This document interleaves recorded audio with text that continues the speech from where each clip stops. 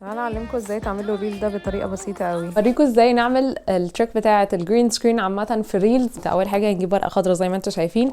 دلوقتي انا هشرح لكم احنا هنصورها ازاي. دلوقتي لابسه البيجامه، فالمفروض ان انا لو هعمل بالجرين سكرين هجيبها في الكادر وابتدي احرك كده لي الفيديو التاني اللي احنا لسه هنصوره، بس اني بدوس مرتين على الاوتفيت الاخضر بحيث انه لما نعمل كده هنترانزيشن الاوتفيت التاني.